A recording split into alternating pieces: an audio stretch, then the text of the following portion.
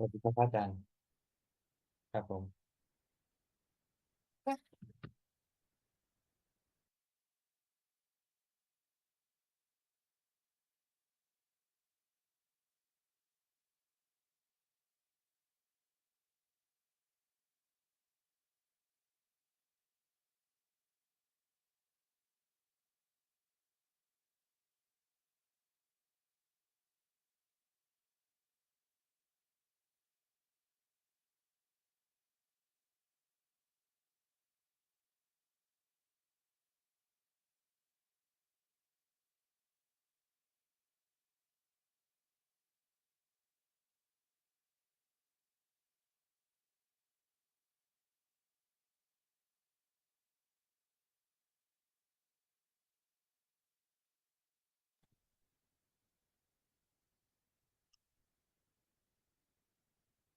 Hello and welcome to another Dhamma meeting where we will discuss the Buddhist practices of charity, morality, and meditation. Everyone is welcome to join. We will wait for our first participant to enter the room.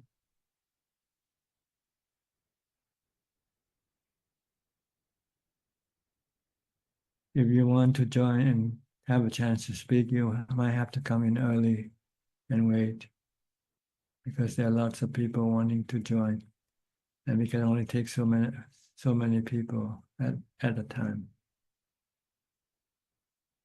So our first one is Apalachita from Dubai. Hi, Apalachita. Hello.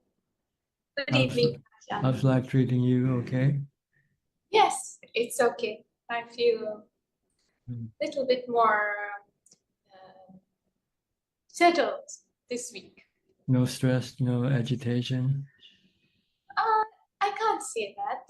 There's always stress, there's always agitation, but maybe I'm aware of them and I'm working on managing them.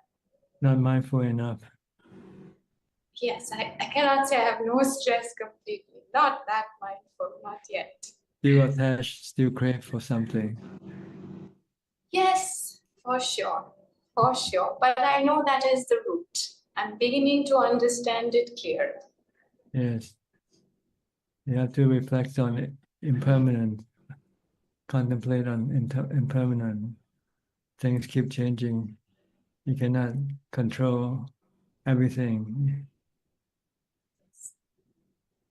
So maybe it's better just to let things be and just take things as they come, rather than trying to manage them or control them. If you want to avoid stress, you just have to flow with the truth, flow with the reality. Don't swim against the flow. You get tired. Just flow like on a barge, on a kayak. Just let the current take you wherever it goes.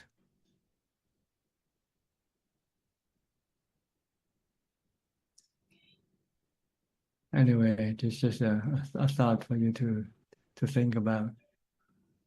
That's an important one. Thank you.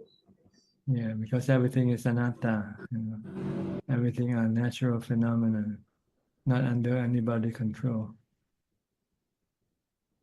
Yes.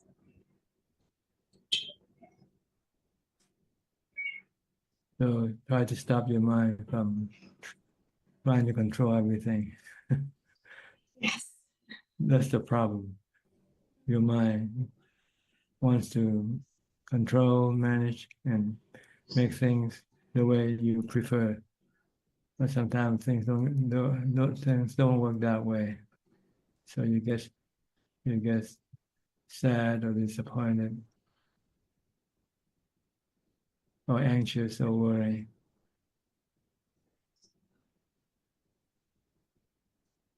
Just take things as they come. If it's gonna rain today, let it rain. If it's gonna snow, let it snow. It's gonna be hot today, let it be hot. You can't take anything with you anyway when you die. No, true, true. Don't forget this fact. Look at the total picture. We're just like an actor on the stage, and when the play ends, we leave the stage with nothing. We go home empty-handed. Yes.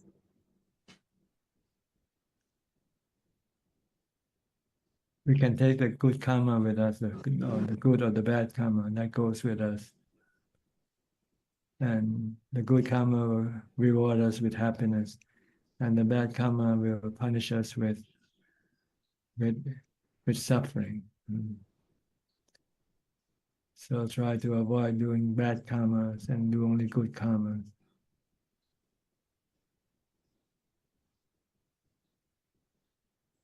You have any question? No questions. No questions for the moment. Yeah, just stay mindful. You need mindfulness to control your action. Without mindfulness, your defilement will direct your action to do bad karma. But with mindfulness, when you know that you're going to do bad karma, you can stop it.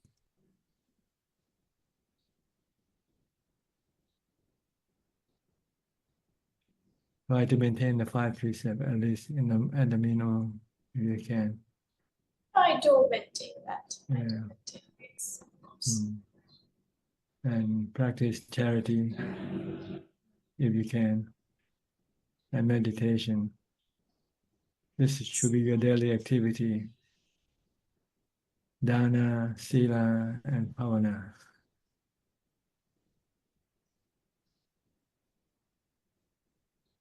These are all good karma.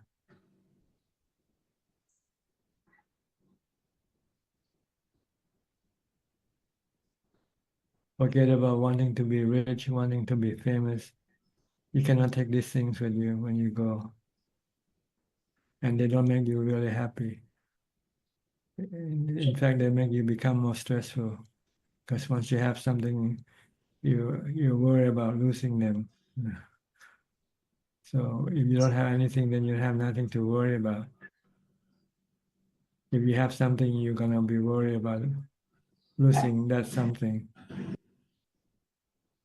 And eventually you're gonna lose anyway. True. So only have what you need, which is the 4 basic necessities of life. Have food, have shelter for your body, and have clothing, and have medicine when you get sick. That's all you need.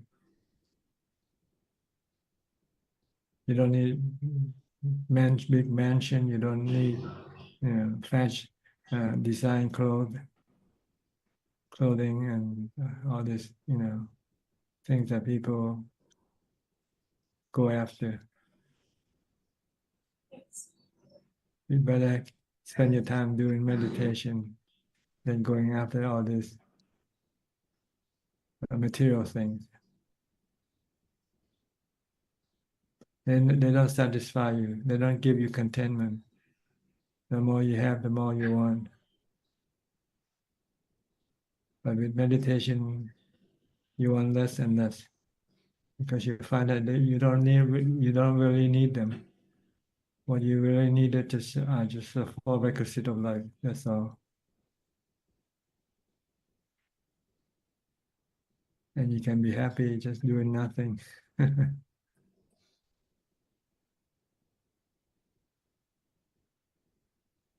Okay. Okay. Thank you, Ajahn. Next, we'll go to New Zealand, Anura. Where's Ramya? Is she sleeping? Good evening, Ajahn. Good evening. So I think she may not join. She participates on online meditation and chanting last night. So yeah, she does regularly. But Good. yeah. Have something to do. Yes. So yeah, so we couldn't join you, see you for some time because we joined a couple of times, but we were too late. now the The time is, time difference, yeah, the time yeah, difference. now is 1 hour ahead. So yeah, so some update, Ajahn. So my meditation is cool. It's getting better. So I do early morning meditation. I remind myself, yeah, not to react every time. And as you said, everything's like rain. So try to do more mindfulness, stay with the body. So I think it's working better now. Yeah. And during Easter, we visited 2 monasteries, one in Auckland, Vimukti Monastery, and the other one in Wellington, Bodhianaram. So both are Ajaan Suchart's monasteries. And we donated dry food, so it was wholesome. It was good. And we managed to get some books from Thai Forest tradition books from the monastery. So we managed to get the Ajahn Chia's book. Oh yeah, That's very inspiring. I've been halfway through. It's so much inspiring yeah. to read the Dhamma. I think same teaching that you have given us. So it's all there. So reminded. So that's very good. Yeah. I think we have it posted on the Yes. Facebook also weekly. Yes. Audio. Yeah. Yes. Good. This book about teachers, about enlightened teacher can inspire us. Yes. Yeah. Yeah. A lot of Ajahn Mun's teachings in there as well. So it's Ajahn Dick Silaratana. He wrote it more like a biography plus more teaching for us Yes. tradition. So that's good. I got the Ajahn Chah's biography as well. So it's so much, very good books. It's actually. Yeah. Okay, so Yeah. you're doing well. Happy to hear that. Yeah, I'm very happy. Yeah. So my only problem is not enough time for meditation because of the work. Mhm. But I consider work as a Necessity. sacrifice and just another dana, perhaps. Yeah, you need to support yourself, so you need Yeah. to work. Just Yeah. don't work too much. That's all. Work enough just to feed yourself. Yeah, that's right. Yeah. Spend as much time as you can for your mind. Yeah. Meditation practice, Yeah. mindfulness as much as you can. The more, the better. Yeah. Because you still have a lot of way to do, a lot of Yes. way to go before you finally reach your destination. Yes. So keep up, okay? Yeah. Thank you, Ajahn. So I mean, just my goal is just to one day to quit the job and practicing full time. I think we are more towards that side. So we don't have much social contact these days. We try to limit our external contacts and try to visit the Thai temple. So last Sunday we went to Visakha Puja Day. Were there lots of people there? About 30 people. So, and Ajahn Vimoko is coming to Christchurch again in 2 weeks' time. We plan to have 2-day retreat. I think that's keep us. This temple is nearby, near your home. About half an hour from Okay. place. Yes. Are there many other Thai temples also around? No, Ajahn, only one. Only one. Yeah, it's not really a monastery, it's a more temple, but the monks, they are very humble, hardworking, so very nice place. Okay. Yeah. All right. No question from you tonight. No question, Tangaja, just to pay respect to you and listen Okay. Dhamma. Yeah. Thank you. I'll go to Jacob. Hi, Jacob. Thank you. You're from Germany, right? Hi, yes, I'm from Germany, yes. I wanted to attend today because I think at the moment my practice is not, or my life at least is not doing too well. I feel like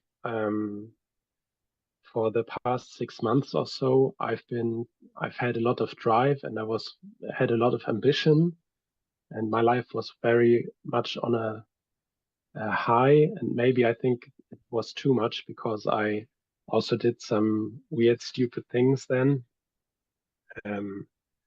And now I feel like it's broken down, and I feel a lot of exhaustion. I lack power, and I lack orientation also. I tend to be quite confused because I worry, why don't I have as much power? Am I doing something wrong? And I'm also not being too disciplined with sati practice over the day.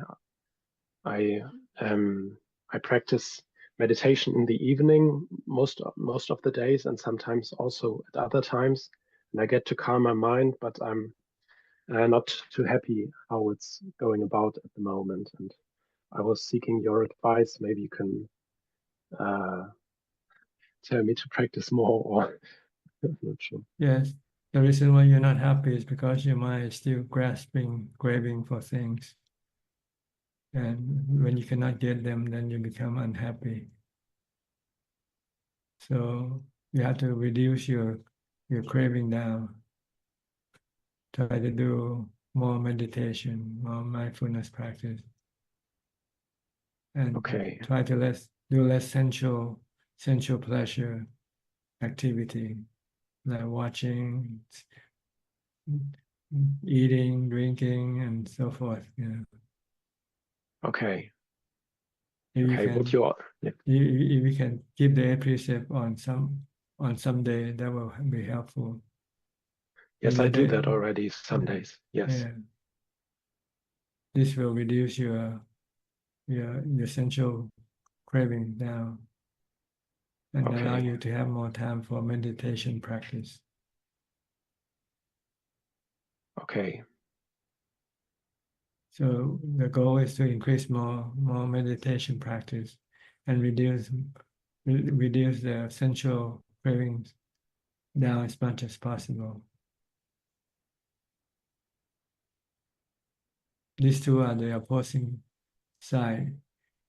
The more sensual cravings you have, the more restlessness and agitation you will have. The more you meditate, the more you're mindful, the more calm your mind will become. I'm not sure why, but I feel like I have such a big resistance to do that. But yes. Yes, your defilement has strong power over your mind. It's been directing your life for a long time. So when you try to resist the defilement, you find it's like a struggle, very hard, like climbing up the mountain. When you want to meditate, when you want to practice mindfulness, it's hard, like climbing the mountain. But when you follow your defilement to go after sensual pleasure, you find very easy, like walking down the mountain. Yes. Just like that. Yes. Yeah. Okay. But the consequences are also different. Yeah. You follow your defilement, your mind will become more agitated, more restless, because it keeps wanting more and more. And when you could not get it, then you feel disappointed, then you feel sad. But if you work hard on your meditation and mindfulness practice, your restlessness and agitation will become less and less, and you feel more peaceful and calm and content. Okay. So I guess I will have to do that. Yes. These are two opposing forces in your mind. The Mhm. Dhamma and the defilement. The Dhamma practice and the defilement practice. So you have to choose which side you want to be on. Okay. Oh dear. Yes. And if I can, may I ask another question? Yeah. I think there has been a lot going on during the past months, and I'm not really sure what has happened at some points. And in some aspects, I feel that I experience life as being as being a bit more empty and as though I'm not really in contact with life, but it feels like I'm lacking something. So, and feels a bit sick, as though I'm not involved and I don't take care of my life good enough. I don't know if it's understandable what I mean, but Yes, maybe. life is an illusion. It's not real. What we are experiencing are an illusion. It's not real. It comes and goes. You cannot hang on to anything that you experience. They happen and they disappear and then replaced by something else, and disappear and then replaced by something else. Constantly moving all the time. That's why people got restless, because trying to catch everything that they could not hold on to. So, Okay. so understand the nature that you cannot cling to anything. Let them come and go. They are not real. They are an illusion. They're like a mirage. They seem real, but then they're not, because they are impermanent. They come and go, and they are anatta, not under anybody's control. They just come as they like and they go as they like. Okay. So don't depend on this thing to make you happy, because you are bound to be disappointed, because you're going to have to lose them. Some soon and some later, some sooner and some later, but everything comes and goes. Better cling on to your mind, make your mind stable, make your mind calm and peaceful. That's the real thing.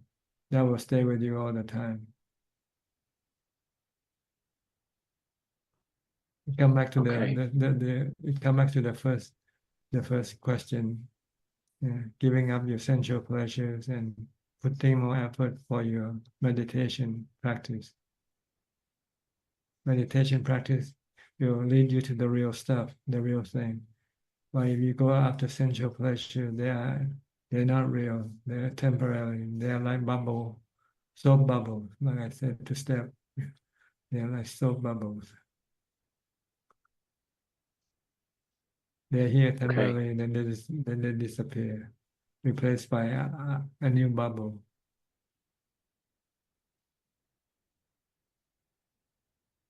All right. Thank you. So don't expect That's it for anything from today. life. Don't expecting anything meaningful from life. There's none. They're All an right. illusion. They're not real. Okay. Okay. Yeah. The real stuff is nothing. Emptiness is the real stuff. If you can be happy with emptiness, then you will always be happy, because emptiness never disappears. It's always there.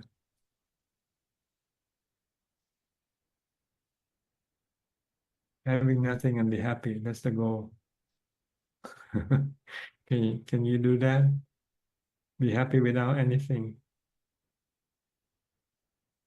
even without your body. I'm not so sure. Without my body, I think not yet. I'm too scared of letting go of the body. Well, try to reduce your dependence on your body and everything that you acquire through your body. They are not real. They're like soap bubbles. Okay. So the solution is practice more meditation. Okay. And just a quick question, would you recommend also to practice wisdom meditation and contemplate the body, or just mostly samadhi for the moment? Well, what we're talking right now is all about wisdom. To see the world as an illusion, that's a real wisdom. Okay, yeah. And everything contained in this world is illusion. Your body, your feelings, your emotions, they are illusions. Because they all fall under the three characteristics of existence. Anicca, dukkha, anatta. So this is wisdom we're talking about.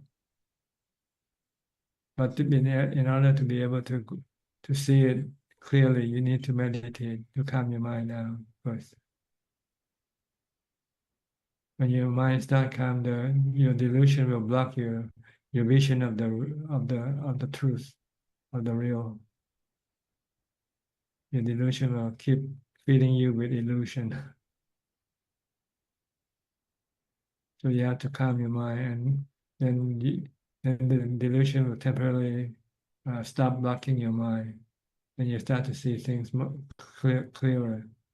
You see everything comes and goes, rise and cease.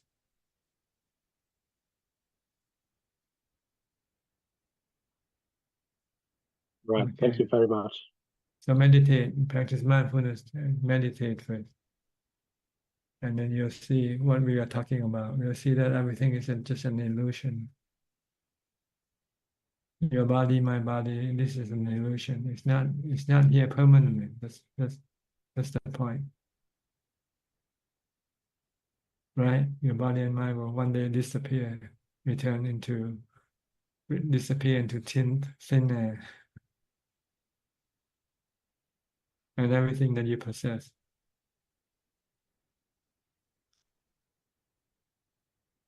Okay. Okay. Can you see that? I think when I look closely at something, after some time, I realize, okay, this will not stay for long. Yes. But if I don't look closely, I don't see it. Look at things that happened 100 years before. Where are they now? They're all gone. Right? They all disappeared. All the people who existed 100 years before. Where are they now? They are gone. And the next 100 years, we all be gone too. So what reality is there in this thing? You know, what substance? No substance, nothing.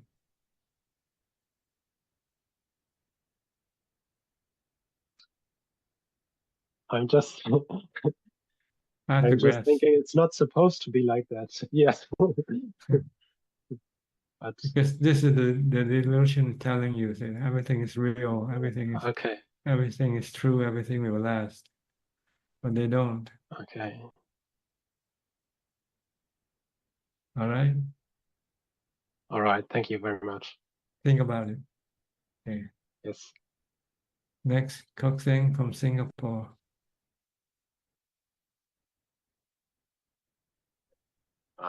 Good evening, Ajaan. Yeah, just to update Ajaan, yesterday with Saka, so I take the cue from Ajaan last week and about avoiding crowds, and I told myself I will stay at home to meditate. And in the past, during Vesak day, I will have that strong urge to want to immerse in the atmosphere of the devotees, and but now my thinking is such that I would rather choose seclusion, avoid the crowds, and try to meditate as much as possible. So and therefore yesterday I stay at home and try to meditate as much as I can. Yeah. How did you find it? Good? Calmer? Okay, yesterday my family members are at home, so I try not to cook, so that I will have more time to meditate and not to be distracted, especially just before cooking for lunch. I will be thinking the preparations of cooking instead of meditating. So yesterday I avoid this cooking, but something happens, and that was my daughter. She was very unorganized, so she misplaced some of her things, and she threw a tantrum. And so when she's making a lot of noise and so on, so my wife tell my daughter, say, "Oh, wait, ask your papa where's the thing." So when I heard this during my meditation, somehow there was this unpleasant feelings arise in myself that, oh, my wife is pushing the responsibility to me, and this happens in the past before, but I still have not find a way how to overcome it. The feeling of feeling very defensive that, that I'm being like responsible for misplacing my daughter's things, and so I still trying to find a way to overcome this unpleasant feeling. Well, you just don't dwell on it. It's already past and gone, you know. Just know that you made a mistake and maybe try not to repeat the same mistake again.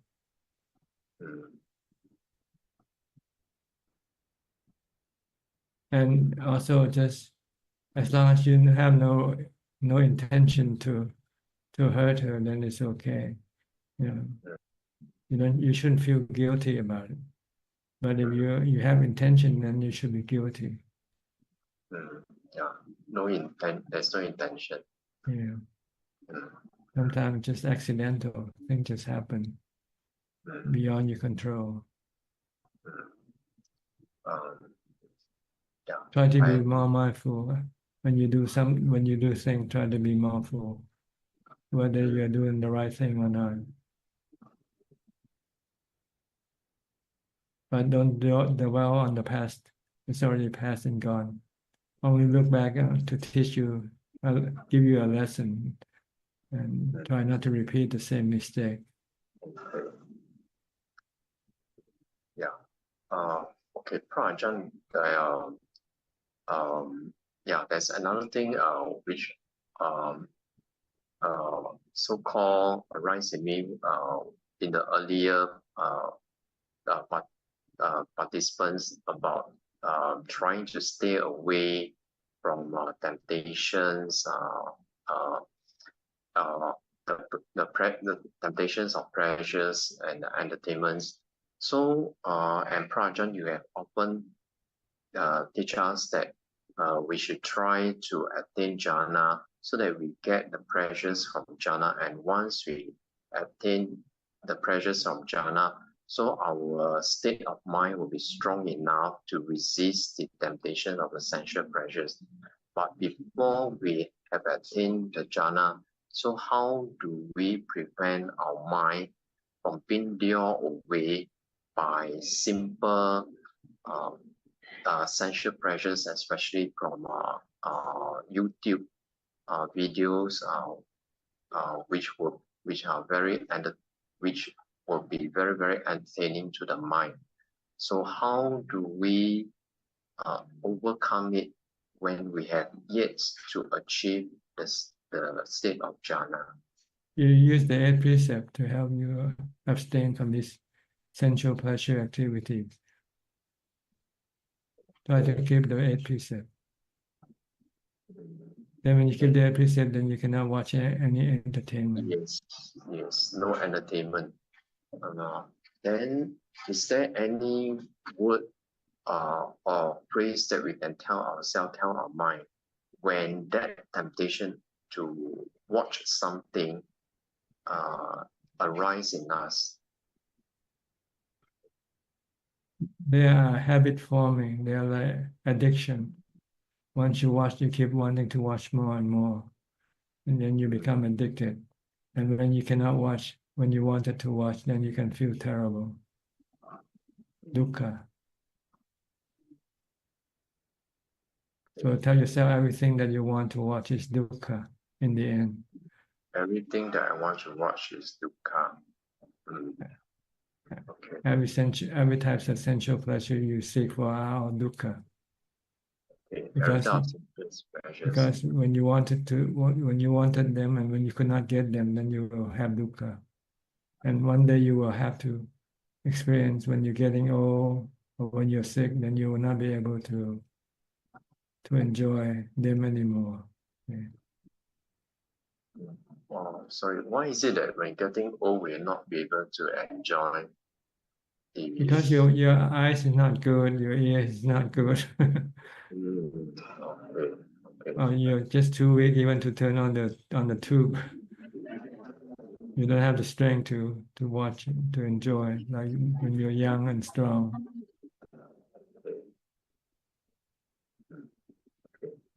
Okay, I will try to use the phrase every sensuous pressures is dukkha, and I don't want dukkha. So try to give it up now before it's too late, before your body comes to the point where it can no longer,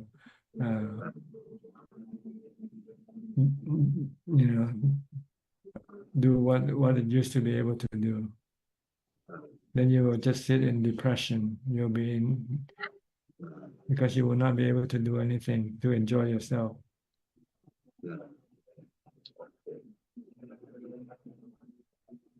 So yes, you should learn to meditate and rely on meditation, because you can meditate even when you're old or when you're sick. Sorry, I You missed can one. meditate even when you're old or when you're sick. Oh, okay. I can meditate when I'm still old and when I'm still sick. Yeah.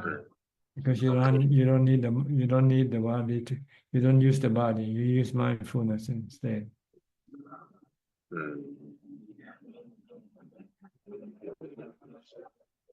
Mindfulness is the generator of your mental happiness. Mindfulness is a generator of mental happiness. Yeah. While the body, the sensual organs, they are the tools you use to access the sensual happiness. But one day your sensual organs will be impaired, and will not be able to use it anymore. Then you will end up with depression, because you got nothing to do, you got nothing to keep you happy anymore. Okay, so in other words, the mind will not age, the mind will not grow old, Yes. the mind will not die. Yeah. And the mind can be happy without the body. If you switch it, if you switch now, rely on happiness from mindfulness, rather than rely on happiness from your sensual organs. Okay. Rely happiness from the mind instead of through the sense organs. So try to maintain the 8 precepts as much as possible, and try to meditate as much as possible. Okay. Okay, I will try. Yeah. Okay. Yeah. Okay. Thank you, Ajaan. Okay, Philip from Malaysia.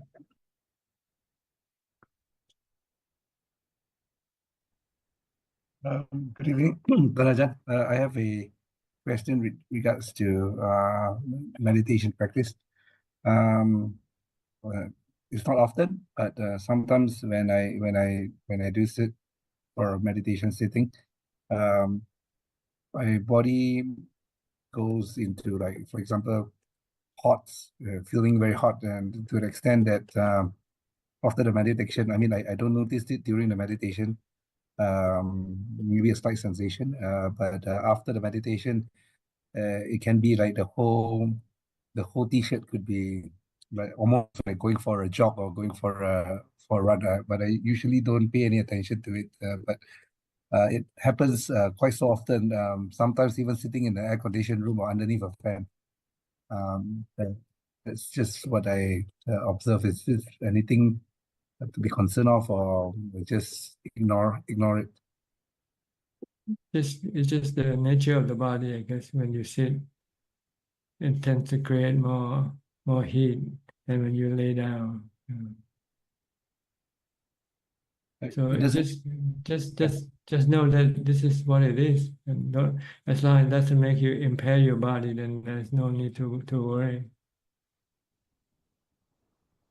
Usually, this is the case when you meditate. The body temperature seems to increase more, so you sweat sometimes. if it's hot. Yeah, it's But, almost but this is normal. It's like when you go jogging. yes. It feels like it. Okay, then this is normal. Okay. It happens to everybody.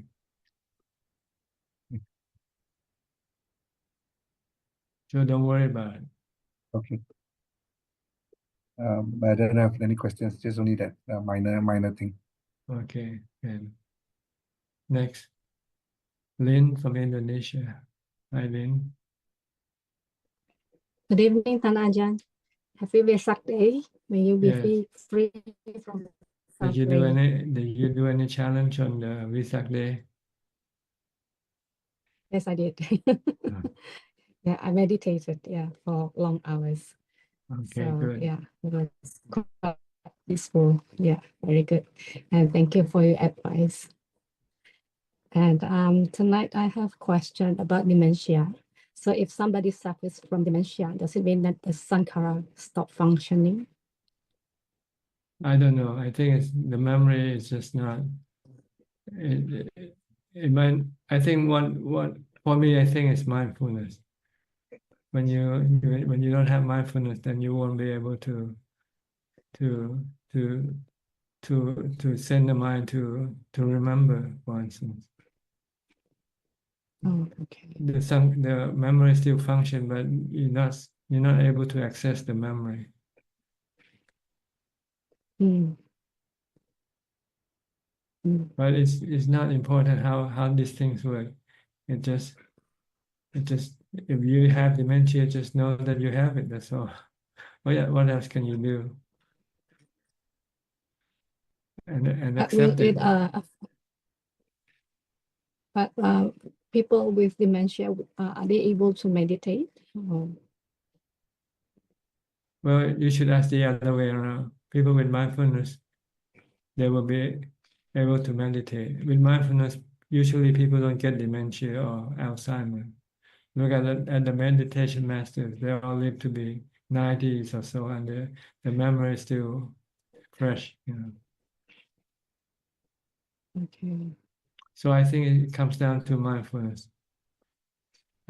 Mental deficiency results from the lack of mindfulness.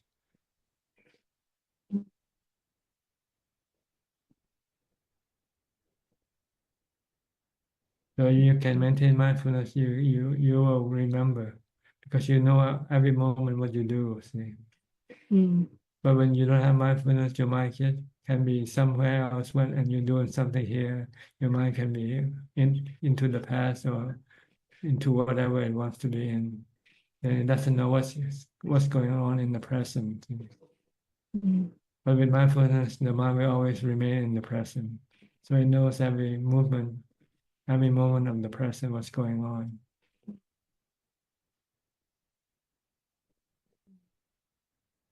So I think it's the lack of mindfulness that makes people forget, makes people forgetful.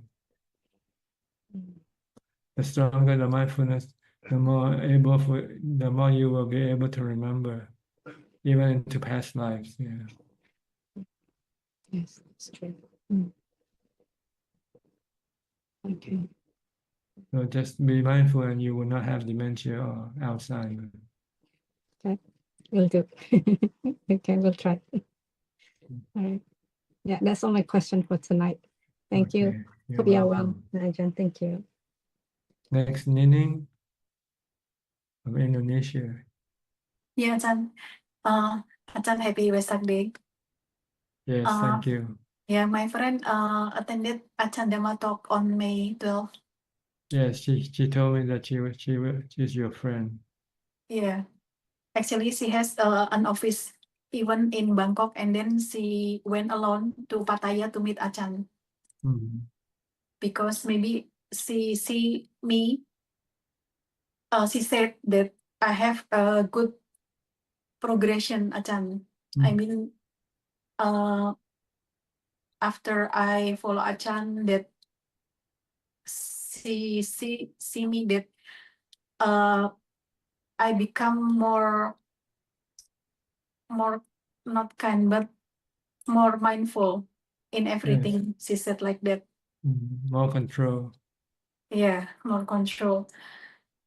So this week I will meet Ajahn Okay. in the Dhammatalk on May 17th. And it's all set and I have no question, Ajahn. Okay. I have already prepared everything for the practice in Kauchi on for 12 days. Who will look after your mother? I have house assistant. I see. Yeah. Is she staying with you? Yeah, actually I have other house and then after my mom sick of in Indonesia demam berdarah. I don't know what to say in English.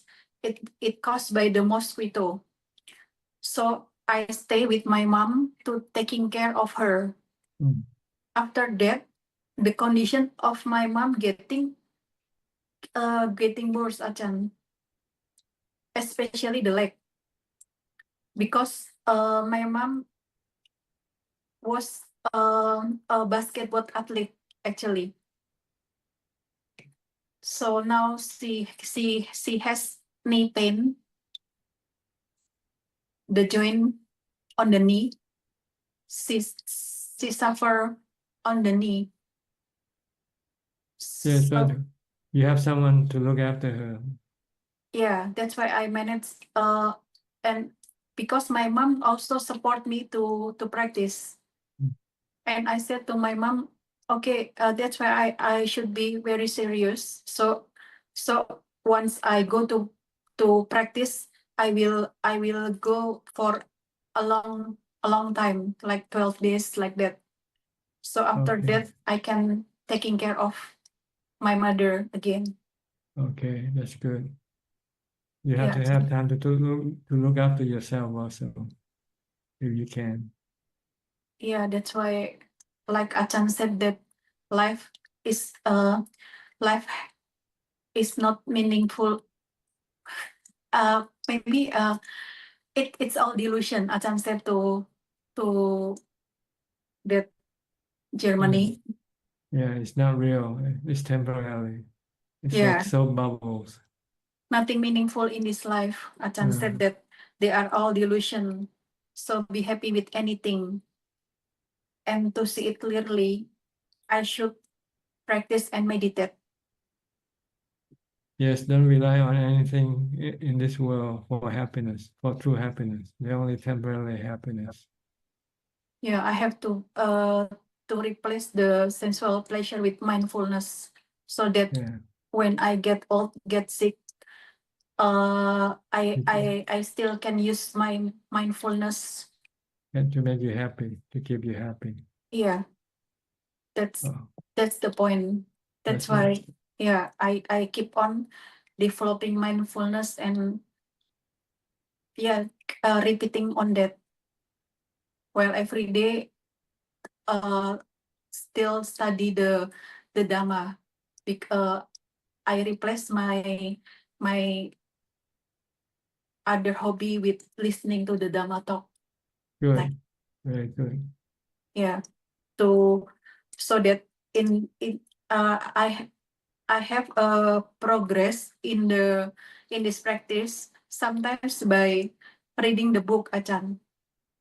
Good. Because before I don't know about Vitaka, Vichara, Piti, Sukha, but now I know that what I feel in my practice. Oh, I know I have already passed the Vitaka, Vichara, Piti all the time. But sometimes when want to enter the more calm, why my heart beat faster, Ajahn? I don't know. You ask yourself. Yeah, that's why it's like I'm afraid of something like that before. You lose your mindfulness. You're not mindful. Yeah, that's why it's like because I ever have a very very big happiness, and then I want to get it again. So there is craving on that. That's why I still manage my practice, how to be more calm and peace. Yeah, you have to be more mindful. Yeah, Your Ajahn. your mindfulness should be constant, should always be on, not off. Sometimes your mindfulness goes off and then Yeah, that's why you lose control. because very much happy, too much happy, like euphoria like that. So that I lose my mindfulness. So bring it back. We say Bhutto, Bhutto, Bhutto. Come back mindfulness, come back mindfulness. Don't lose your mind. Mindfulness is your mind. When you lose mindfulness, you lose your mind. Yeah. Okay? No Okay, Ajahn. question? Yeah, no. Thank you, Alright. Ajahn. See you this week. Outsourcing from Malaysia. Outsourcing. You have to unmute your microphone. Good evening, Ajahn. Last week, How's- last week in the middle of week, I went for 1 day retreat, and then 3 days Vesak day retreat. Okay. At May I ask you? home? Yes, go ahead. I did it at the temple. I stayed in the temple for 2 nights. May I ask you a question? Please go ahead. During the retreat, the Ajahn, one Ajahn came, Domrung, I think, came for the 1 day retreat. Then in the morning, we have a meditation session.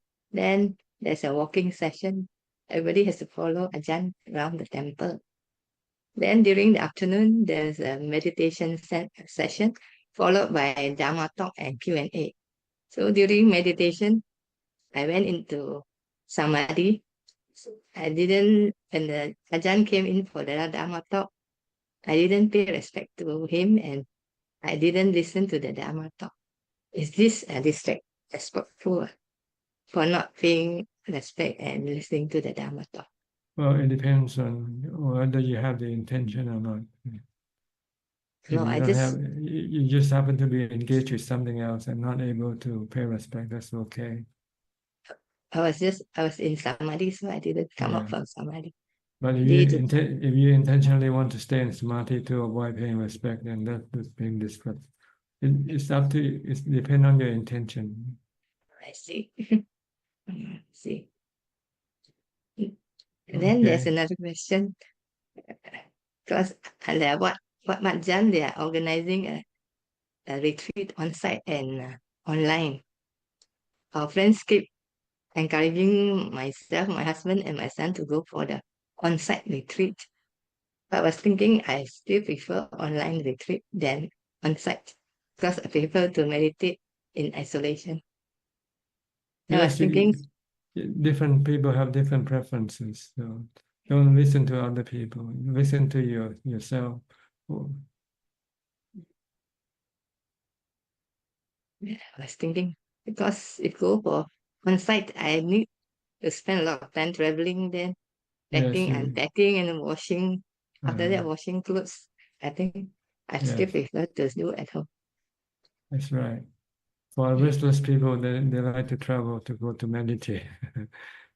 They're gonna stay at home and meditate. So they have to travel to go to a place to meditate.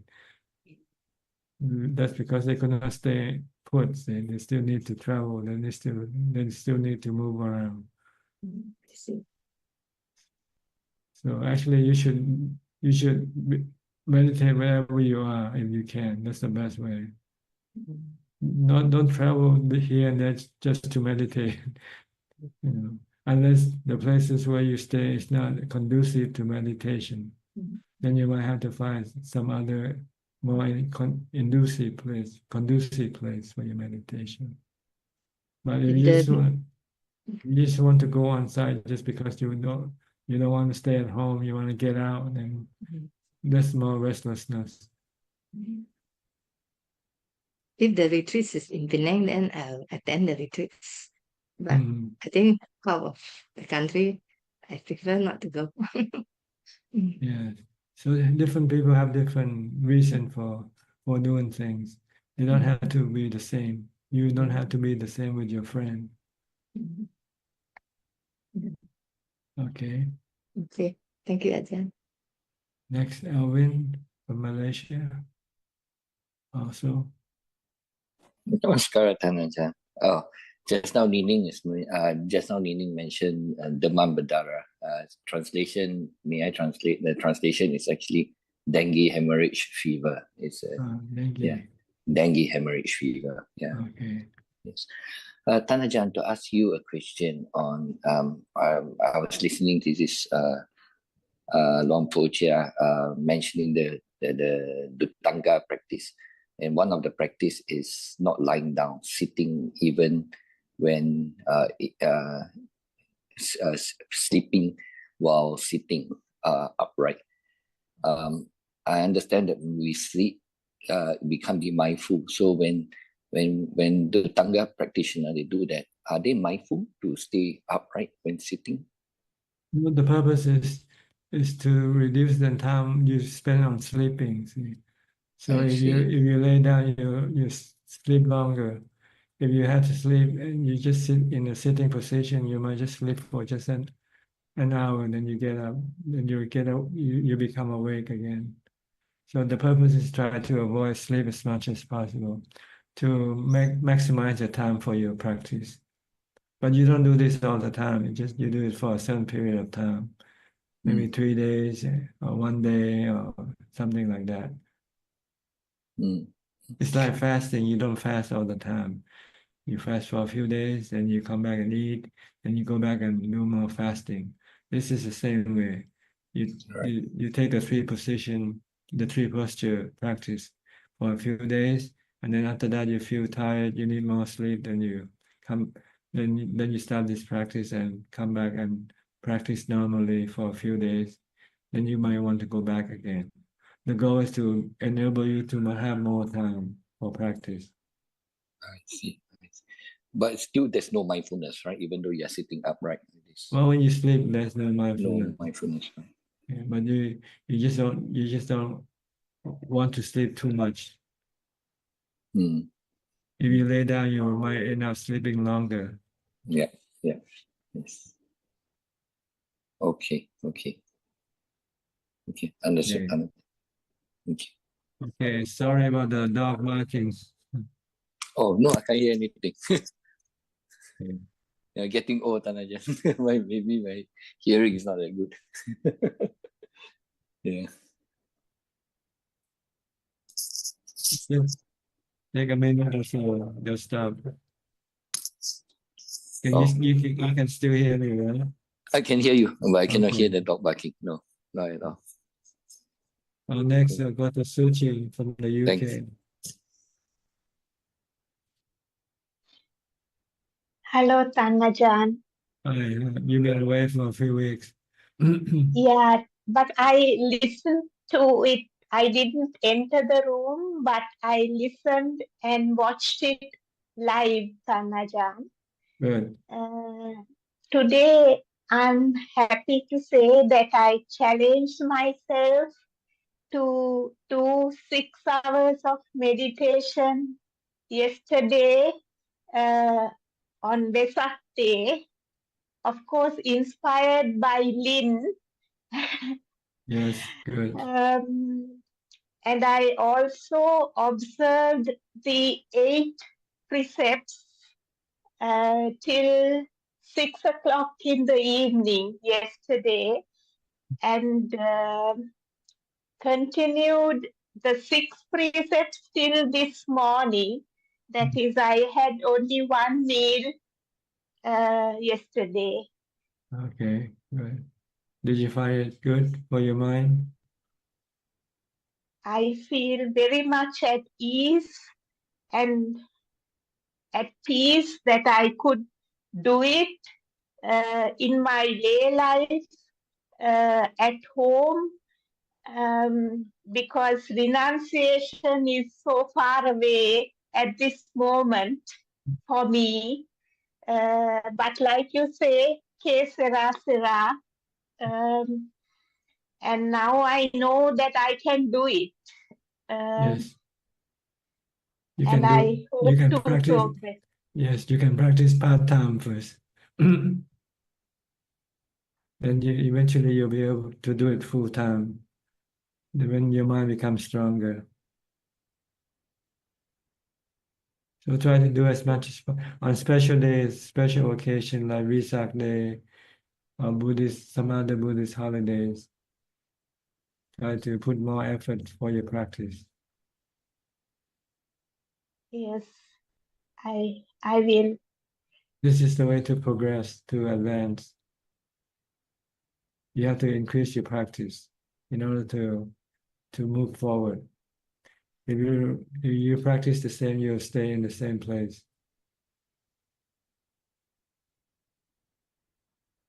So good that you try to make an effort and that you succeeded. Thank you for your guidance Okay. and your advice. I listened to the previous sessions, though I didn't enter the room, Okay, Ajaan. that's fine. Okay, anything else? No questions, Ajaan. I read the essential teachings and I understand almost everything, but I don't remember everything. So I know what I have to do. I have to keep improving, Ajaan. Yes, good. Okay. Mindfulness is what you need to do all the time. Maintain mindfulness all the time. Then you will be able to meditate. You'll be able to use wisdom to stop your defilement. Yes, the mantra helps me a lot in everyday life. Mm-hmm. Good. You do it all the time, even when you're not meditating, Yes. right? Good. All right. If nothing else, I'll go to the next participant, okay? Okay, Tommy, you're next.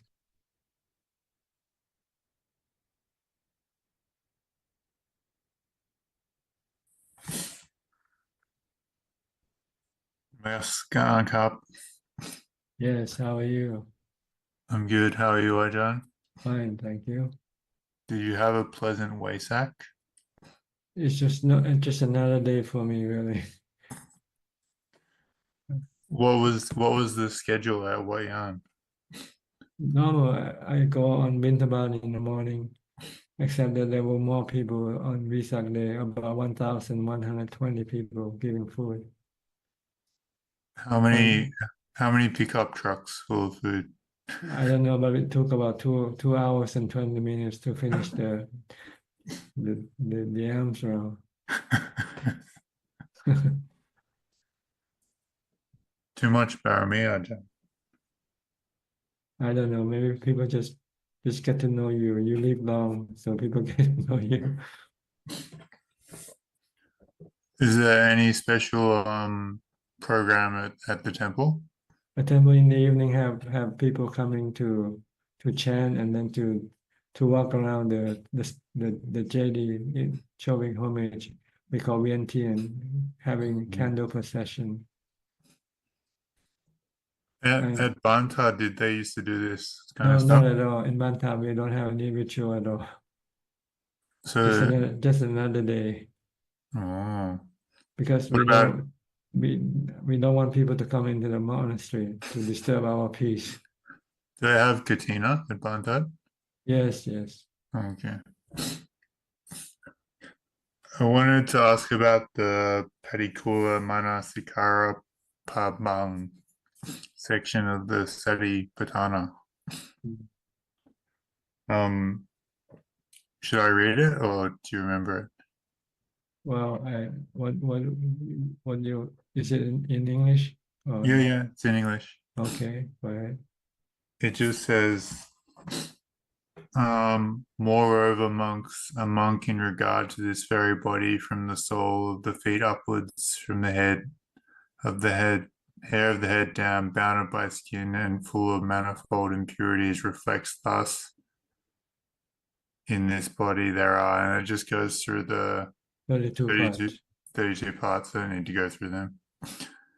And it goes to the section, just as though monks there were a bag open at both ends full of various kinds of grain, such as hill rice, white rice, mung beans, kidney beans, sesame seeds, chickpeas, and a man with good vision, having opened it, were to reflect thus, this is hill rice, etc., etc., etc.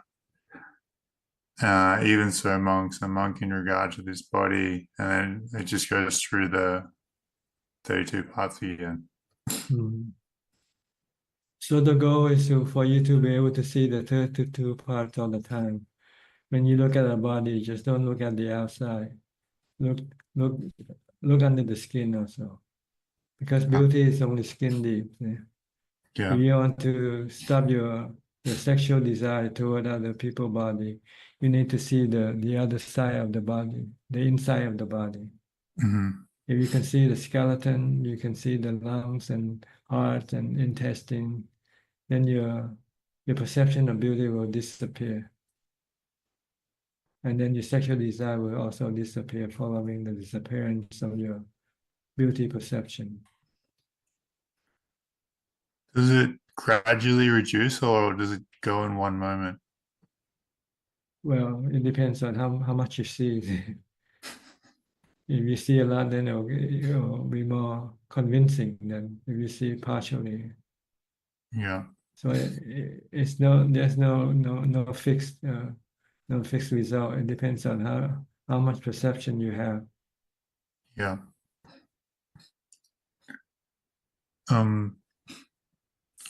Wanted to ask about the knowing element. Yes, the knowing element is what is the one that knows that thing, that feels. Yeah. It's one of the 6 basic elements of life. It's different from the other elements, right? Right, because it has a different ability. It has the ability that no other elements have: knowing, consciousness, awareness, feeling, thinking. This is the property or the nature, the ability of the knowing element. Is it separate from vijnana? Vijnana is part of the knowing element ability. So when the khandha breakdown of an arahant, is the knowing element, does it separate? The knowing element remains disconnected from the body. That's all. It just it remains without being connected to the body. Okay. Meaning it doesn't die with the body. So the body just transforms into the 4 elements. But the knowing element remain knowing element. So can you say becomes nibbana? It becomes nirvana when it has destroyed all the defilement in it that push it to go take rebirth. And you do this through vipassana and samatha bhavana. Ah.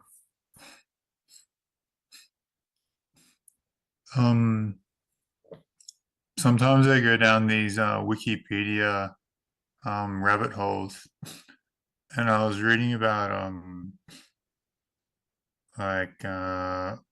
yoga chakras, and in Theravada there's not really, they don't really talk about chakras, but no, not at all. but it's obvious, like I can see in my own experience that they exist. I can feel different things happening when I meditate. Does Ajaan have anything to say about this? They're not important for you to know. They're not part of the solution, so you don't need to worry about them. The solution is the Noble Eightfold Path. That's all you need to know, and try to develop them to the fullest. Okay. That's all. Once you have the Noble Eightfold Path to develop to the fullest, then you can destroy all your defilement. Then your life will become nibbana. Right now your mind is samsaric, not nibbana. It keeps taking rebirth all the time. Yes. So you want to transform the samsara mind into the nibbana mind by destroying all your cravings, your greed, hate, and delusion through the practice of meditation and wisdom.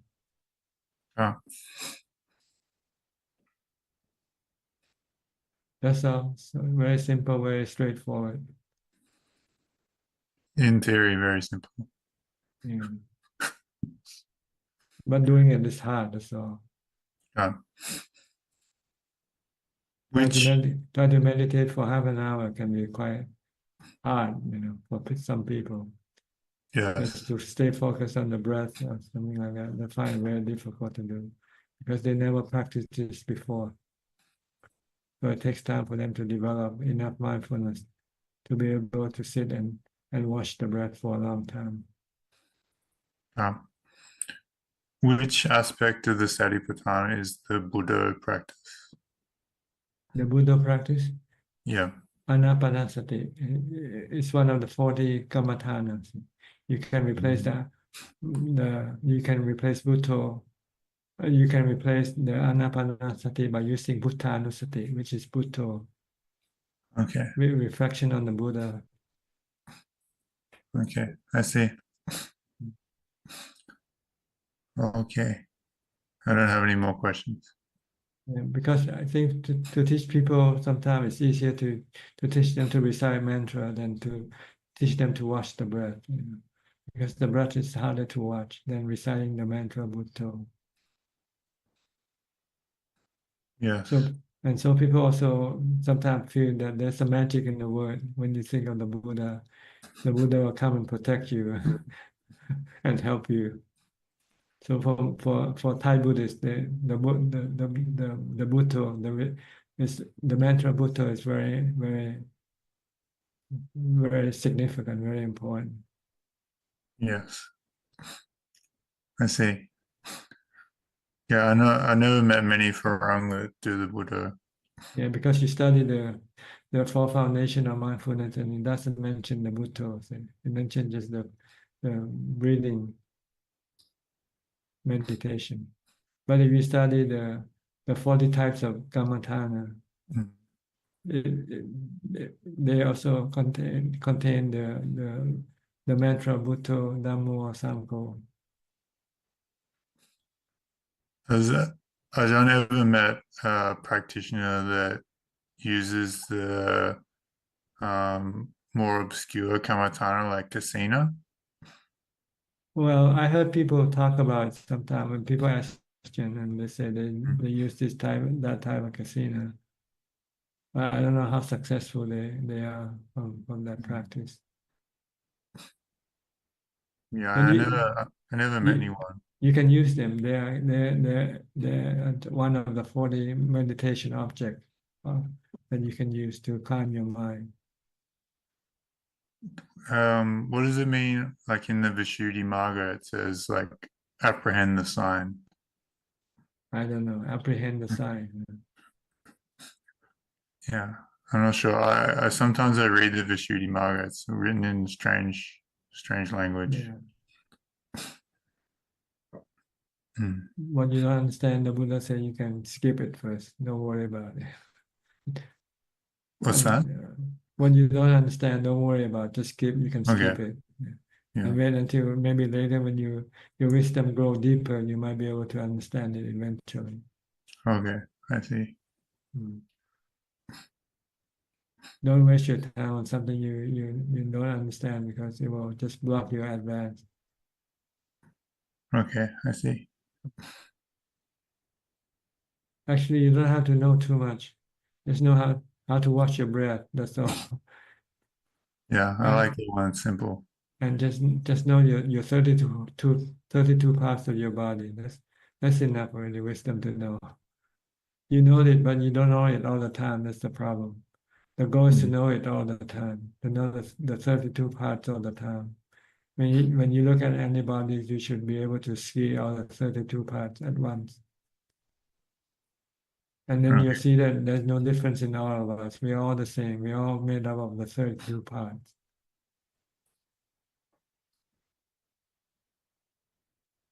I see. And this will reduce or eliminate your sexual desire toward anybody's body. And then you also can look that whenever you see a body, you see aging, sickness, and death also. Then you see everybody's the same also.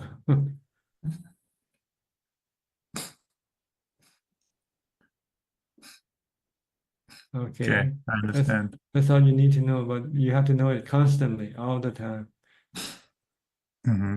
Not in the back of your mind, always in front. Whenever you see a body, you see the 32 parts, you see aging, sickness, and death in that body. If you can see this, you can reach the level of anagami.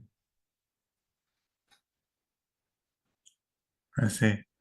What's the practice of the anagami? Getting rid of all the sexual desire by seeing the 32 parts all the time. But when somebody becomes anagami, what do they do? They don't have any more attachment or craving for the body, but they still have craving within in the mind itself, the pleasure of the peace and calm of meditation. How do they contemplate the remaining fetters, 5 fetters? They contemplate them by seeing them as anicca, dukkha, anatta.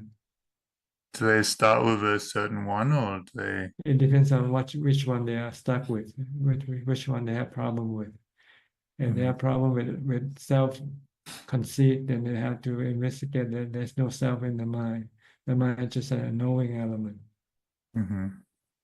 If they are stuck with attachment to jhana, then they have to investigate the nature of jhana is temporary. It's anicca. It can only give you temporary happiness. And what about restlessness? Restlessness is due to your desire to know everything. So you spend too much time on investigation until you become restless. So you should stop and then rest your mind in samadhi for a while to refresh your mind. And then continue with your investigation into the true nature of the mind. And is avijja the last one? Yes, the avijja is not knowing the true nature of the mind. And the mind is just anicca, dukkha, anatta, just a knowing element. Okay. I see. Okay. Thanks, Ajahn. You're welcome. How's your practice coming? Okay, better? Yeah, it's nice. Okay, you feel you can go on and on forever with this practice? Someday not. No, I just feel like when I look back at the person that I used to be, I feel very sorry for them. I mean, do you ever think of giving up your practice? And No. Not anymore. No. You will keep on practicing, maybe more or less, but never give up. Never return to your old lifestyle before meditation. No, I think it's impossible now. Good. Yeah, you have found the Dhamma as your refuge. Sometimes I wonder about going back to the monastery in the future, but not yet. Yeah, you'll know it when you're ready. When you're ready, you know it. When you find that your present status is not enough for further advancement, then you want to move up and become a monk, a full time. Yeah. Okay, good. keep it up. Yeah, thanks, All Ajahn. right. You're welcome. Mandy, hi Mandy.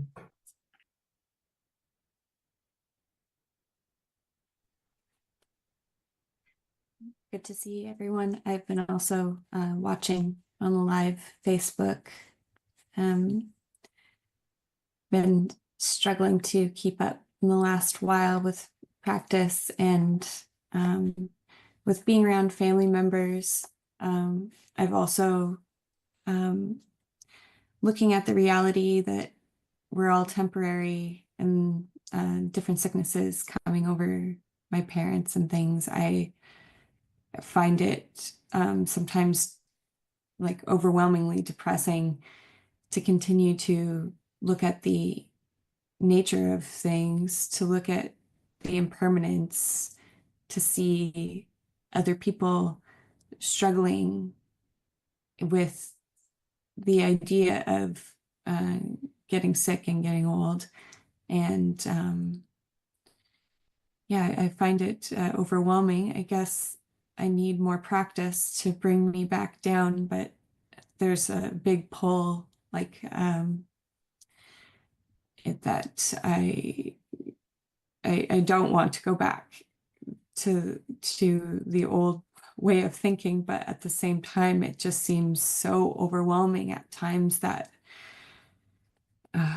Your yeah. mind's not calm enough yet to contemplate on this truth. So try to do more meditation first to make the mind have more equanimity.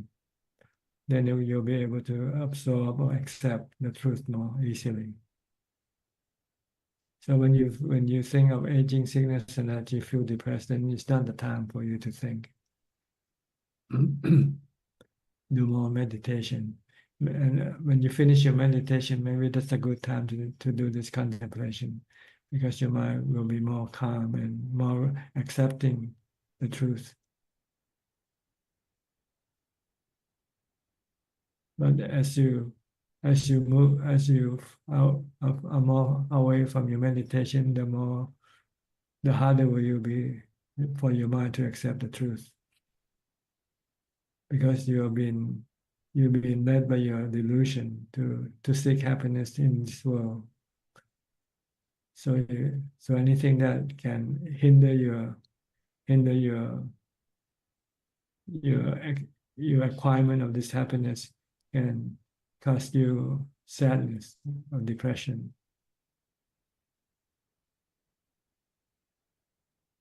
So you have to know when to contemplate on this nature of the body. When your mind's not ready, then you shouldn't do it. You should do more mindfulness first. Is then being mindful in every moment, then you would see the truth of the suffering all the time. You would, like I would see this truth of suffering all the time. So when with family, then trying to be, I guess, in the moment, it feels like that's a split to seeing the truth. Like, I don't know. Yes, because if you're not teaching the mind the truth, the mind is usually being deceived by the delusion, to think that everything is permanent, everything will last forever. So you need to counter the mind with this truth that nothing lasts forever. But when you do this, sometimes the mind reacts negatively. It doesn't want to accept the truth. So it's not ready yet. It's not calm enough to accept this. So you have to do more mindfulness meditation to calm your mind down.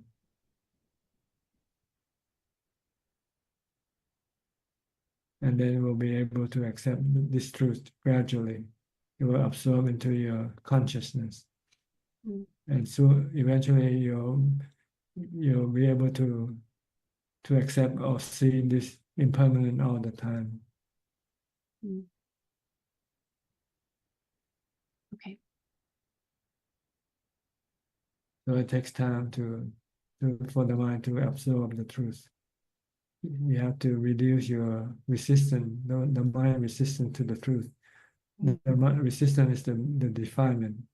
The defilement wants to live forever, wants to enjoy life forever. But the truth tells you that's not the case. Yeah. No one can enjoy life forever. We have a limited of time in this world to enjoy. But after that, when the time is up, it's like your coupon is it's all gone. You couldn't buy anything anymore.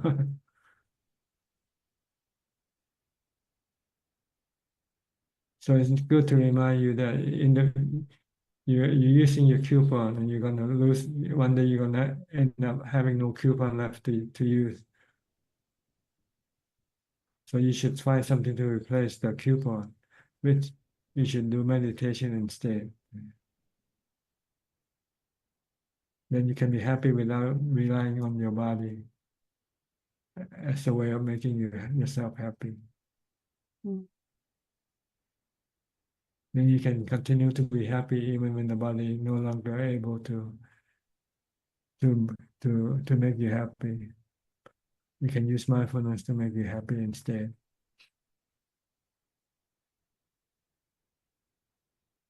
Okay, so be diligent. Keep on practicing mindfulness and meditation every day if you can. At least you should be sitting at least once or twice a day. Don't give up, don't skip. Make it into a habit. Then it will be easier later on. Once you used to do something, then it will be easy for you to do when the time comes for you to do. If you stop, then you'll find it difficult when you restart again. I was listening to Dhamma talk about the end of life and how for lay people, for people practicing, that even at the point of death, if we were to be in our silent recitation, reciting Bhutto, or attempting to go into our meditation, that it wouldn't matter, it wouldn't work for people who are not monks, people who are not consistently practicing and dedicated like that. Do you have any advice? Yes, you need to do it constantly until it become proficient, or it becomes effective. When you're starting reciting mantra now, it doesn't seem produce any result. But after you do it for a while, you start to see the mind start to become calmer and calmer. And then you know eventually that you can use the mantra to calm your mind whenever your mind becomes agitated. Mm-hmm. So you have to do a lot of this practice before, in order to be able to use it when you need it at the time of crisis.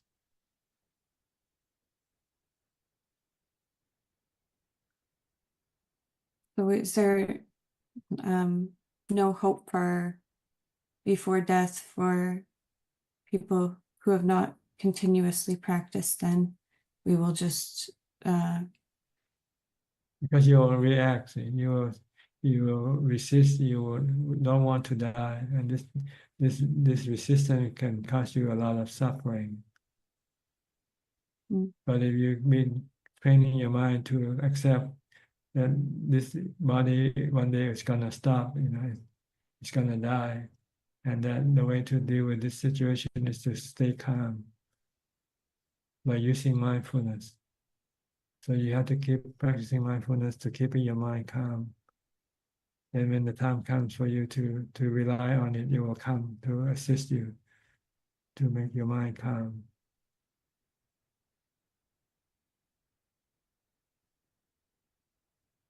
Okay. Yes, thank you. Next, Justine from California.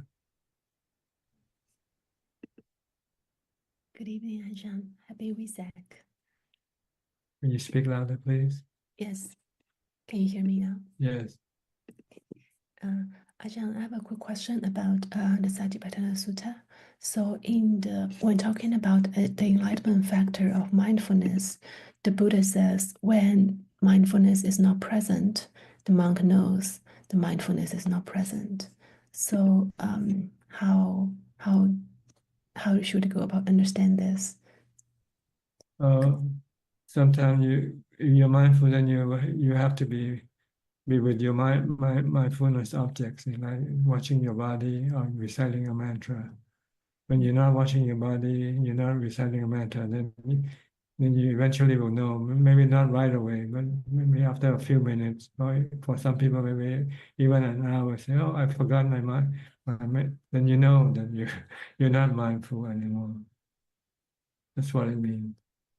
So you want to remind yourself to be mindful all the time, to be with your meditation object all the time, your mindfulness object all the time, whether either the body or the mantra, whichever you choose to be your mindfulness object.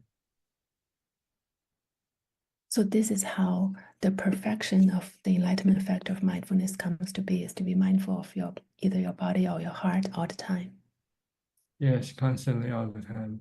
Be always on, not on and off. For beginners, your mindfulness come on and off. Come on briefly and then it starts for a longer period and then come back on again when you realize you're no longer mindful. Then it's okay, I'll restart. I'll come back to the mantra again, or come back to watching your body again. And then after a few minutes or a few seconds, your mind went away again. Your mindfulness gone away again. Yeah. I've heard some people talking about how they're mindful even when asleep. Not true. When you sleep, you're not mindful. You don't know what's going on. Okay. You might have partial mindfulness when you don't sleep fully. Oh. Then it's partial. You still have some mindfulness left.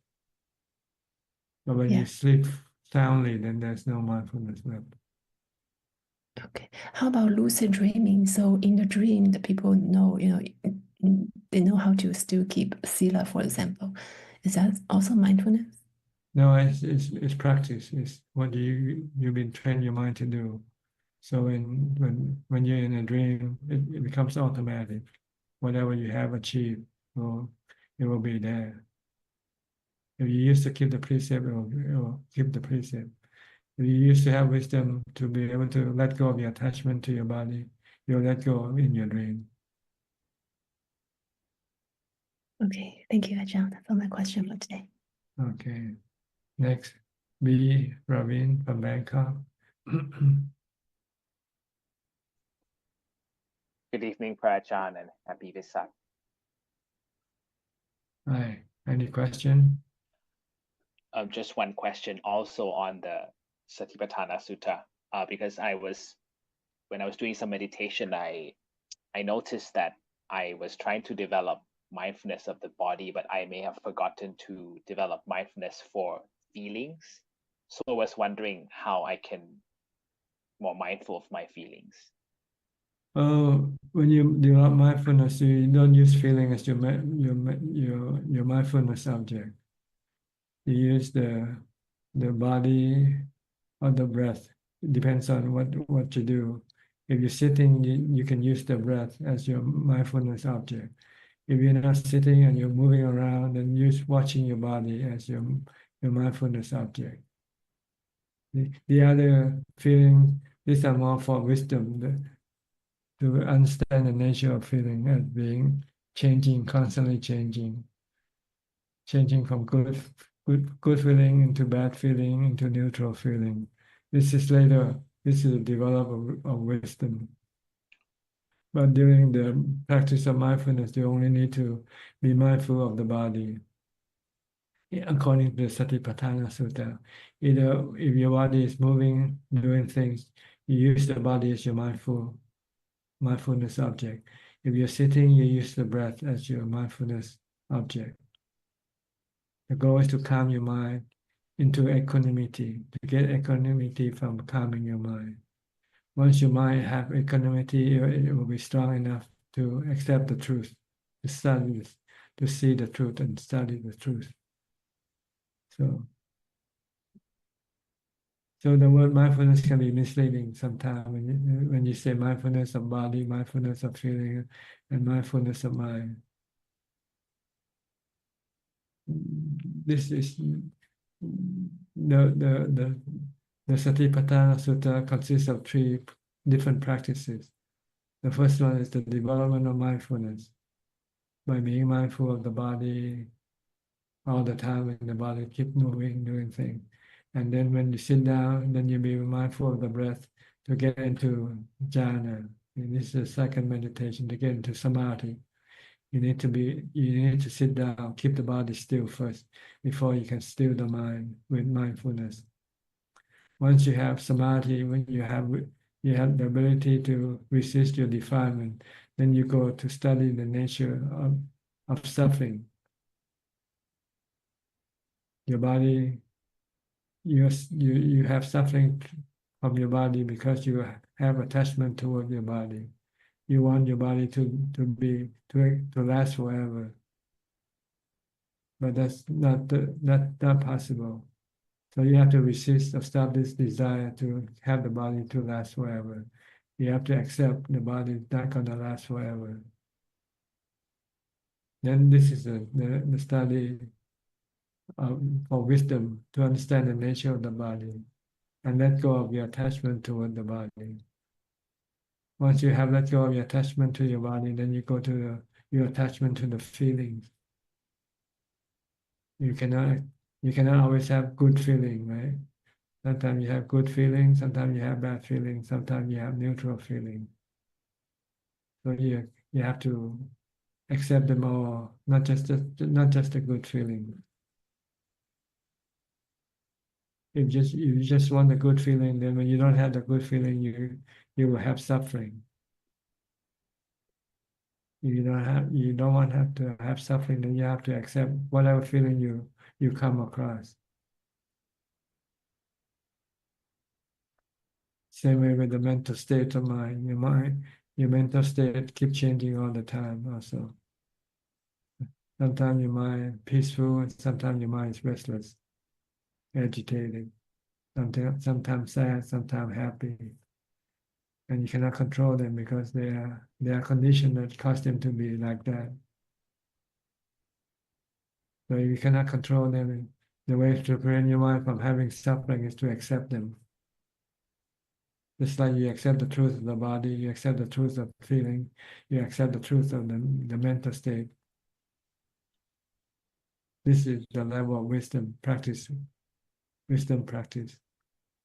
not mindfulness practice. You want to have mindfulness to enable you to meditate to get into jhana. Once you have jhana, you use the mind that has jhana to resist your delusion. That's trying to want you to have something that you cannot have. And teach your mind to stop this desire to have something that you cannot have and accept what you have, what you get. Sometimes you have to get bad feelings, sometimes you have to get neutral feelings, sometimes you get good feeling. You cannot choose. They're chosen for you. So feeling is a delusion, Ajahn. It's no delusion, it's real. It's just that they keep changing, that's all. Oh, it is changing. And you just learn how to cope with them, that's all. You don't know how to cope with the bad feeling, the painful feelings. Because you resist, you don't want it, you want to get rid of it. And this is creating suffering, stress in your mind. If you don't want to have to stress, you have to teach your mind to accept the painful feeling. And don't react to it, just remain calm. Then there will be no stress in the mind, no suffering in the mind. The goal is to get rid of suffering in the mind, not to get rid of the painful feeling, because you cannot get rid of them. They come and go due to conditions. when your body gets sick, you get painful feeling. But when your body becomes well, then the painful feeling disappears. You get good feeling. This you cannot control. You cannot get rid of. As long as you still have the body, this is what you're gonna have all the time. Sometimes painful feeling, sometimes pleasant feeling, sometimes neutral feeling. But you can prevent your mind from having any suffering toward this feeling by accepting them, by not having any craving for only good feeling or pleasant feeling. Right? Yes. So even after we get rid of the defilement, I mean the attachment to the body, the painful feeling and the pleasant feeling will still be around, but we just don't become You don't suffering react from to it. You don't suffer react to from it. it. So it doesn't go away. It's still there, but we And, just don't and react to it. it goes away when there's no longer the body. See? Oh, When you don't take birth anymore, then there won't be this feeling anymore. When you don't take birth, then everything is all the problem disappear. I know the mind has to deal with these things because you still have the body. You still have sensual objects that can cause your mind to keep changing from being happy to become sad and so forth. But when you don't have body, you don't have any sensual objects, and nothing will then generate all this this mental states and this feeling. That's why Nibbana is the best solution. Have no body, have no sensual objects.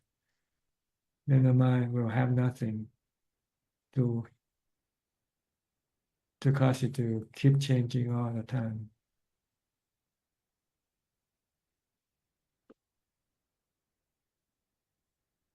so the goal is to get rid of the attachment to the body, but don't use feelings as an object of meditation. Only use No, it it's when not. It's when not. contemplating It's wisdom. not object of meditation. It's an object of study for wisdom. It's an object that you have to understand, so that you can deal with it properly. Deal with it in a way that will cause no suffering to your mind. Right now, we don't know how to feel. We don't know how to deal with our painful feeling.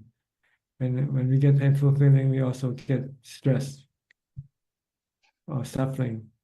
We can, if you know how to deal with a painful feeling, you can get rid of the stress and the suffering that accompany the painful feeling of the body by accepting, by enjoying, by embracing it. See, if you can embrace the painful feeling, then there will be no stress. No, you don't want to embrace it. You want to get rid of it, and you could not get rid of it. That's when you get stressed. Yes. So you have to switch your attitude, switch your reaction toward the painful feeling. Instead of aversion, you should have attraction. Instead of hate, you should love it. Oh, I love this painful feeling. Become a sadist.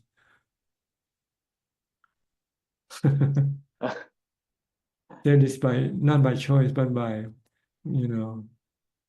being forced to, due to the condition of the situation, force you to become a sadist. That's one way to look at it. Yeah. When you like something, then you don't feel bad about it, right? Like people who cannot eat spicy food, they feel terrible when they have to eat spicy food, right? But if you enjoy spicy food, when you eat spicy food, you don't feel terrible. You feel good from eating spicy food. Yes. So it's Matter just of a matter of perception. whether you have attraction or aversion toward the. So whenever you find something that you don't like, try to change your attitude and try to like it. When you like it, then you feel good because you get what you like, right? So we need to not be attracted to good feeling either, because being too attracted means if we lose it, we get stressed. That's right. So you have to, instead of liking your good feeling, you should hate good feeling. I don't want this good feeling. because it can hurt me, it can harm me later on when Yes. when it disappear, when it change. So you constantly have to tweak your mind, tweak your reaction toward things that appear in your mind, which are mental state, feelings, and your body keep changing all the time. So you have to know how to deal with them. So in order to not to cause you any stress, any anxiety or pain. Okay. Yes, thank you, Prajan. Very clear. Thank you. All right. Next, Piao and Indira. I think Piao is treating his patient now. Good morning from Toronto, Ajaan. Yes, he was here all this time, but he's with patients. Yes, and thank you, Ajaan, for your advice last time. So what we did this for Vesak was for Dana, we gave donations before, but we did more of the Pratipatti Puja. Like Buddha said, Yo Dhammang Passati, Somang Passati, like the one who sees Dhamma sees me. So we kind of took your advice and did that. So thank you so much. Yes. Yes, the Buddha said Patipat Bhuja is the best way of paying homage to the Buddha. Yes, Ajaan. Thank you. Yes. Last Zoom session, your advice really, it really helped us. And yeah, we felt very content and happy. So thank you so much. Good. Do you have any question tonight?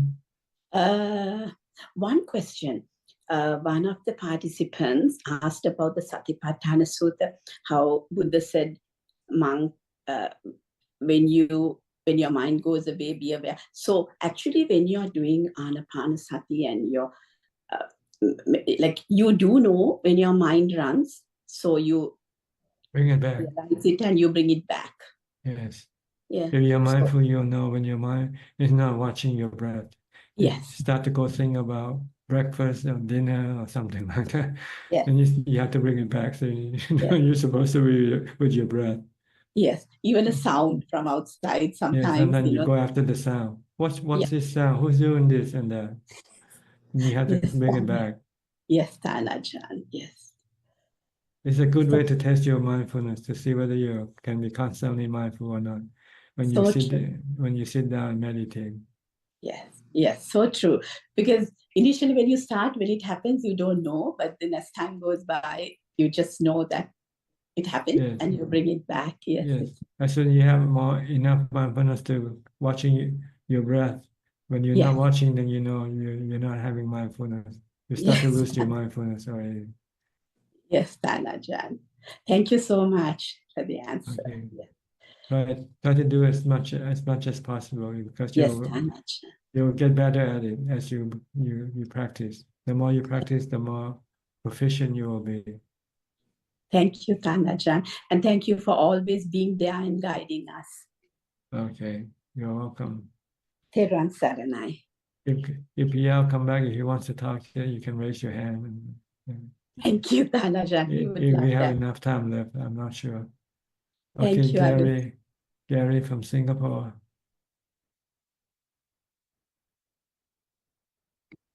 Good evening, Ajaan. I'm just listening in. No questions. Okay. We'll go to Belinda, and then Belinda also from Singapore. Namaskar, Ajaan. Yes. Ajaan, I'd like to follow up the question, the discussion. What's his name, just we talk about aversion, and then we crave for it. You don't crave for aversion. Aversion is something you want to get rid of, like painful feeling. When you have aversion, you want to go away from the painful feeling. You want the painful feeling to disappear. That's caused you dukkha or suffering in your mind. So you have to stop the aversion and force your mind to accept that you cannot force the painful feeling to disappear. it will disappear sooner or later when the clouds that make it appear disappear, then it will disappear. The mind is tricky. It counters like aversion with craving and pleasure. It's like a flip of a coin. Like for instance, I have phobia height, and then I play bungee jump.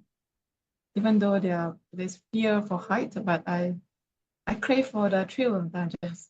And then during the process, falling was very scary. But I realized when we embrace the fear, and then the fear become enjoyment, become a thrill.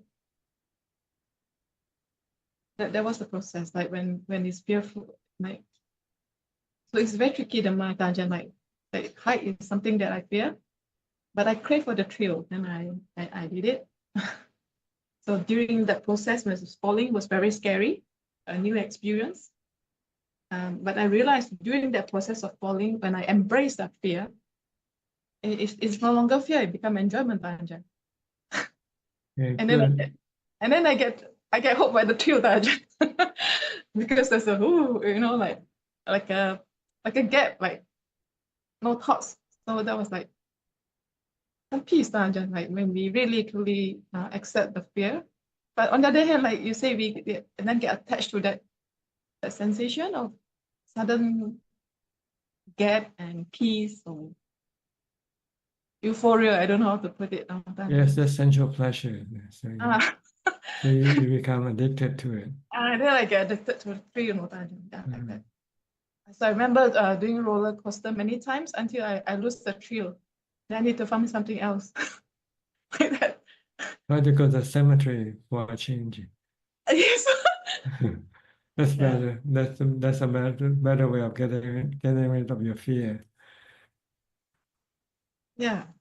And then and when I was at Culture On, but the last day I switched off all the lights, and I just like to get that thrill of Yeah, what you want to get rid of is the fear of death. If you can get rid of the fear of death, then that's good, because then you die peacefully. You live peacefully also, because you no longer have any fear. That I haven't practiced on that yet, Panjan. But maybe like jumping, like, because I don't know, it's like it's the mind can get tricky, Panjan. Yeah? Like you get to thrills, then needing for more. So it has a lot of pocket of hidden. Yeah. Panjan. The real fear that you should get rid of is the fear of painful feeling and the fear of death. These are the fear, the pain, the thing that you will have to come across one day, sooner or later. Your body will become painful, and you just have to know how to deal with it. Your body gonna stop breathing. You have to know how to deal with this also. This is more important than any other type of fear. Panjan, there's one kind of pain that is not just the body, the mind, the pain and the mind. Yes, that's the mental states. They're not caused for, they don't have the body as the origin. They have other source, like maybe what you see, what you hear, or what you think. Sometimes your thought can trick you into fear. So, is somebody around here trying to catch me, trying to kill me?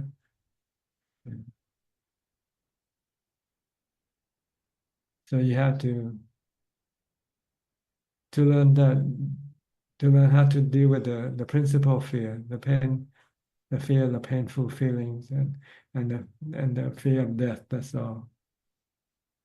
Once you can deal with these two types of fear, then you should be able to deal with all other types of fear.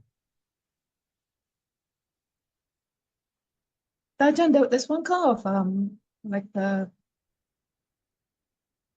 sometimes I find fear a bit helpful. Like if there's some unwholesome courage, like killing the body, like not afraid to die, that kind of fear, like unwholesome kind of imbalance.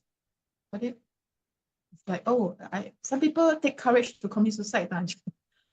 That's not what we're talking about. We're talking about taking things as they come.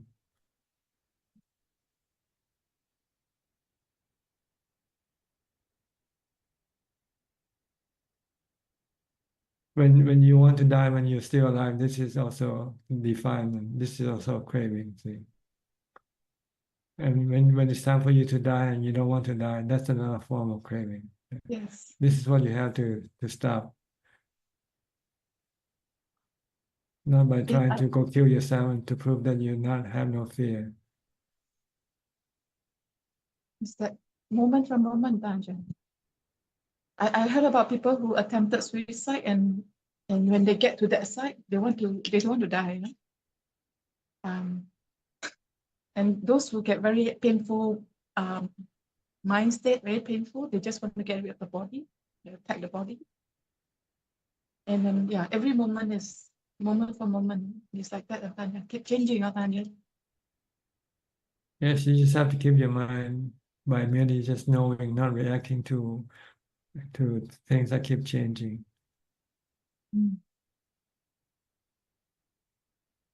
Okay, we're running out of time.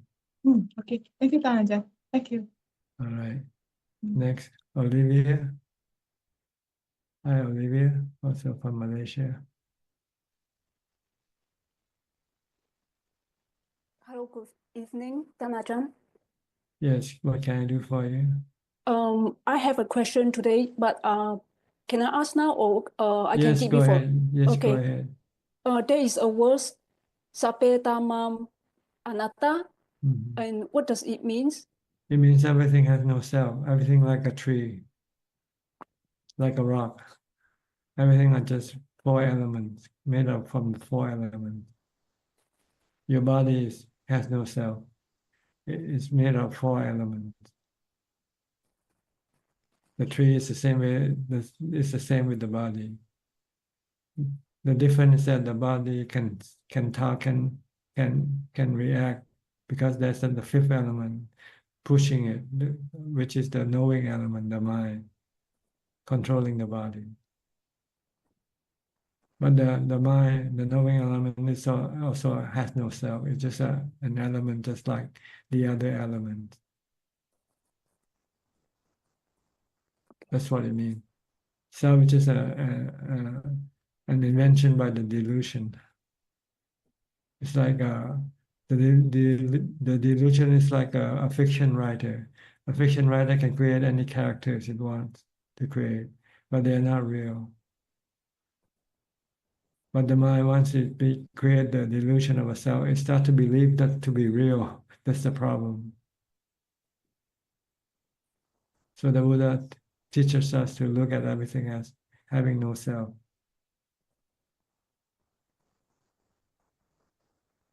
Okay. So just leave everything alone. You don't need to control anything, fix anything. Everything are part of nature. Nature will fix itself. Okay. Okay, thank you, Ajahn. Okay, next step from Oregon. You're almost the last person. Hi, I don't have to. It's late. It's okay. It's okay. You want to talk, we still have a few more minutes. I was just gonna say my practice has been going really well. I've been practicing sense restraint a lot, and I've been waking up earlier in the morning and then sitting longer. At first, I felt really calm, like aversion to doing anything that wasn't calm or staying in that state. But now, and I felt some torpor, but now I don't know. It's just good. I kind of just stay even, and I just like to keep it peaceful, and it's going well. Yeah. You just keep your mind peaceful, even if you have to do something not peaceful. Yeah, yeah. Just try to not to have any aversion or attraction toward anything. Yeah. Just take them as they come. Yes, yeah, that's been very helpful. Okay, good. Thank you. You're welcome. Okay, next, Kunjup. Any more questions? กราบนมัสการท่านอาจารย์ค่ะ We have 5 questions this evening and we have one question from the assistant Gmail and it's from Sarsi from Sri Lanka. Good evening, Tanajan. When we try to maintain mindfulness in our daily lives, always our thoughts proliferate, many sub-thoughts. When our mind goes after many different thoughts, sometimes it makes it difficult to stick to one thought or the present action. What is the best method to avoid this? Sometimes you can use the mantra, just recite Bhutto, Bhutto, Bhutto, or other type of mantra if you like. Anicca, Dukkha, Anatta also can be. Or death, you can just say death, death, death, to bring your mind back from running away from the present. Do we always have to come back to our main action or thought? Well, you always have to watch what you're doing, see, or else you can do it not right, do it wrongly, and can be harmful or hurt yourself or other people. So whenever you do something, you always have to watch what you're doing first. Thank you very much, Tanajan. Wish you good health always. The next You're questions, the next questions are from Facebook and YouTube. Divya Goel, how can one mentally prepare a parent who has a terminal illness for death? We cannot prepare for them. They have to prepare themselves. They have to study the teaching of the Buddha and practice following his teaching. But if they're about to die or they're sick, then it's always too late to do anything about it now. The next question is from Sanja Yoga. How do we improve our practice? By doing more. The next question is from Aun. Can Ajahn please explain why the Four Noble Truths is mentioned also at the first of the Eightfold Path in right view? Because that's what you have to understand. You have to know that your suffering is caused by your craving. Yes. And in order to stop all your suffering, you have to stop your cravings by the practice of the Noble Eightfold Path. And the last question is from Ricardo. Hi, Tanajan. Very productive to hear your panya today from San Andres, Colombia. One question. We have the illusion that we are an ego separate from everything else, right? Yes, that's an illusion. It's a fictional belief or view, which is not true. Because there's no self in anything. Even in the mind, there's no self. The mind is just a knowing element. It has the ability to know, to feel, to think, but nobody feel or think. It's just delusion. Is there a time in the path when we experience the oneness with the universe instead of the illusion of separation? Thank you. Well, when your mind becomes calm, then you feel you are all alone. Nothing else doesn't matter to you, whether you have them or not. You find peace and contentment within yourself. That's when you enter into jhana, or when you get rid of all your cravings or attachment to things, and you feel a sense of happiness, a sense of contentment, a sense of knowing that you don't have to have anything to make you happy. That is all, Ka. Okay. All right, that's about all the time we have for tonight. Thank you for your company. I hope this meeting is useful and can assist you in your practice. In the meantime, please stay safe, be mindful, and keep on practicing. And if all goes well, I'll see you all at the same time next week. Thank you and goodbye. สาธุเจ้าค่ะ Sadhu. Welcome, Ajahn. Thank you. Amen. Good night, everyone. Bye. Bye bye ขอบคุณพระจุ๊บขอบคุณพี่แอดมินนะครับสวัสดีครับ ดีค่ะสาธุค่ะ